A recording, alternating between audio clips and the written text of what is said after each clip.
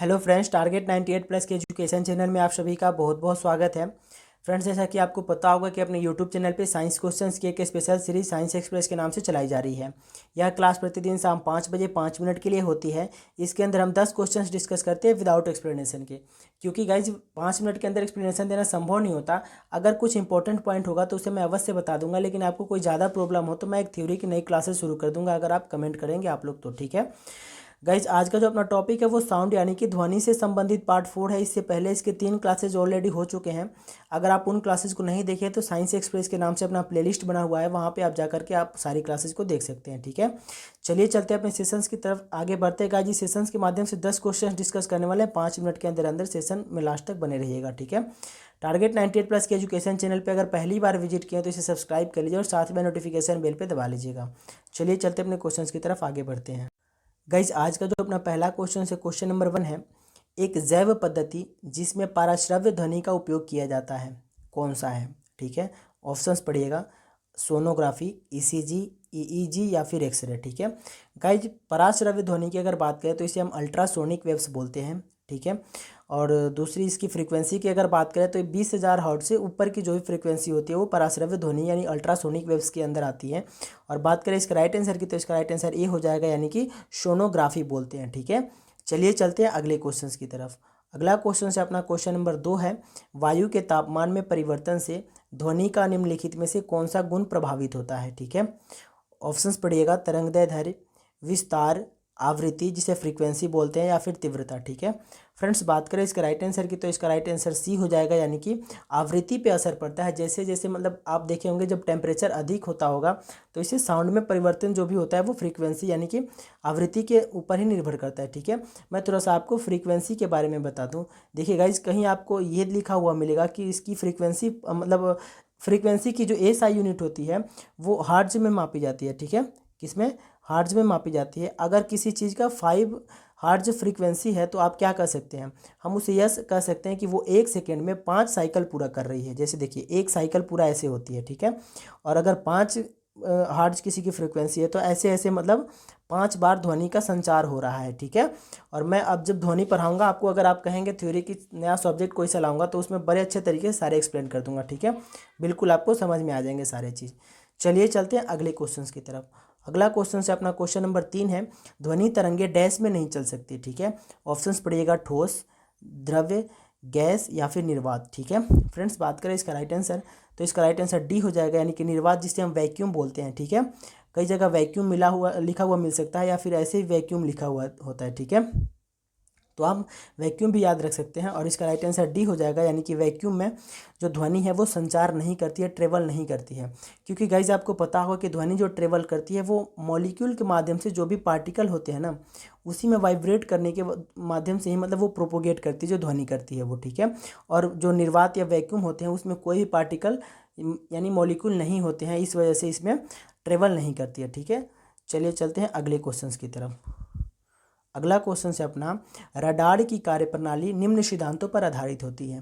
ठीक है, मतलब आपको ये बताना है कि रडार कैसे वर्क करता है। ऑप्शंस पढ़िएगा, रेडियो तरंगों के अपवर्तन के पे, या फिर रेडियो तरंगों के परावर्तन पे, या फिर डॉपलर प्रभाव पे, या फिर रमन प्रभाव पे। ठीक है फ्रेंड्स, बात करें इसका राइट आंसर की तो इसका राइट आंसर बी हो जाएगा, यानी कि रेडियो तरंगों के परावर्तन पे ये जो अपना रडार जो होता है वो इसी पे वर्क करता है। ठीक है, इसी थ्योरी पे। चलिए चलते हैं अगले क्वेश्चन की तरफ। अगला क्वेश्चन से अपना, निम्नलिखित में से किस प्रकार की तरंगों का प्रयोग रात्रि के उपकरण में किया जाता है? ठीक है फ्रेंड्स, बात करें इसका राइट आंसर की तो इसका राइट आंसर सी हो जाएगा, यानी कि अवरक्त तरंगे जो होती है इनका उपयोग रात्रि में मतलब प्रयोग किया जाता है। रातों में जो भी होता है वो इनका प्रयोग किया जाता है अवरक्त तरंगे का। ठीक है, चलिए चलते हैं अगले क्वेश्चन की तरफ। अगला क्वेश्चन से अपना, मेघ गर्जन सुनने पर मेघ गर्जन सुनने पर व्यक्ति अपना मुंह खोलता है, मतलब किस लिए? आप भी देखे होंगे जब भी बिजली कड़कती है तो आप लोग मतलब थोड़ा सा मुंह आदमी थोड़ा सा चकित होता है, वो क्या कारण होता है? ऑप्शंस पढ़िएगा, बहुत इंपॉर्टेंट क्वेश्चन है। डर के कारण, दूर हो सके इसलिए, या फिर दोनों कान के कान पटल पे वायु के दाब को बराबर करने के लिए, या फिर अधिक ध्वनि प्राप्त कर सके, या फिर मुंह से वायु निकल सके। ठीक है फ्रेंड्स, बात करें इसका राइट आंसर की तो इसका राइट आंसर बी हो जाएगा, यानी कि दोनों कानों पे दाब को इक्वल करने के लिए ऐसा हम करते हैं। ठीक है, चलिए चलते हैं अगले क्वेश्चन की तरफ। अगला क्वेश्चन से अपना, आर्द्र वायु में ध्वनि का वेग शुष्क वायु की तुलना में अधिक होता है, इसका क्या कारण है? ठीक है, ऑप्शंस पड़ेगा अपना। ऑप्शन है शुष्क वायु की तुलना में डेंसिटी अधिक होता है यानी घनत्व अधिक होता है, या फिर शुष्क वायु की तुलना में घनत्व कम होता है, या फिर शुष्क वायु की तुलना में दाब अधिक होता है, या फिर शुष्क वायु की तुलना में प्रेशर कम होता है। ठीक है फ्रेंड्स, बात करें इसका राइट आंसर की तो इसका राइट आंसर बी हो जाएगा, यानी कि शुष्क वायु की तुलना में जो डेंसिटी होता है वो कम होता है आर्द्र वायु की। ठीक है, चलिए चलते हैं अगले क्वेश्चन की तरफ। अगला क्वेश्चन है अपना, कौन सी प्रक्रिया प्रकाश और ध्वनि दोनों में ही घटित होता है। ठीक है, ऑप्शंस पढ़िएगा, विवर्तन, परावर्तन, या फिर अपवर्तन, या फिर ध्रुवन। ठीक है फ्रेंड्स, बात करें इसका राइट आंसर की तो इसका राइट आंसर सी हो जाएगा, यानी कि ध्रुवन। गाइस, जो विवर्तन, परावर्तन और अपवर्तन है, ये तीनों ही आपको इफेक्ट आपको साउंड में भी मिल जाएगा और आप प्रकाश यानी कि लाइट में भी पढ़ सकते हैं, मतलब पढ़ेंगे आप। ठीक है, लेकिन जो ध्रुवन है ये सिर्फ लाइट में ही यूज़ किया जाता है इस वर्ड का। और मैं आपको जब क्लास पढ़ाऊंगा, मतलब थोड़ा सा थ्योरी डिटेल में कराऊंगा, तो आपको बड़े अच्छे तरीके से मैं सारे समझा दूंगा। ठीक है, चलिए चलते हैं अगले क्वेश्चन की तरफ। अगला क्वेश्चन है अपना, एक अंतरिक्ष यात्री अपने सहपाठी को चंद्रमा की सतह पर नहीं सुन सकता, इसका क्या कारण होता है। ठीक है, ऑप्शंस हैं, उत्पादित आवृत्ति ध्वनि आवृत्ति से अधिक होती है, रात्रि में तापमान बहुत कम और दिन में अत्यधिक होता है, या फिर ध्वनि प्रचारित करने का माध्यम नहीं होता, या फिर चंद्रमा की सतह पर कोई क्रेटर नहीं होता। ठीक है फ्रेंड्स, बात करें इसका राइट आंसर की तो इसका राइट आंसर सी हो जाएगा, यानी कि ध्वनि प्रचारित करने का कोई माध्यम नहीं होता, कोई मीडियम नहीं होता। ठीक है, चलिए चलते हैं अगले क्वेश्चन की तरफ। अगला क्वेश्चन है आज का अपना लास्ट क्वेश्चन है कि एक जेट वायुयान 2 मैक की वेग से हवा में उड़ रहा है, जब ध्वनि का वेग 332 मीटर पर सेकेंड है, तो वायुयान की चाल बताइए। ठीक है गाइज, मैं आपको बताया हूँ मैक नंबर निकालने के लिए, मैं आपके पिछले कई वीडियो में बता चुका हूँ। मैं फिर से आपको बताता हूँ कि मैक नंबर कैसे निकाला जाता है।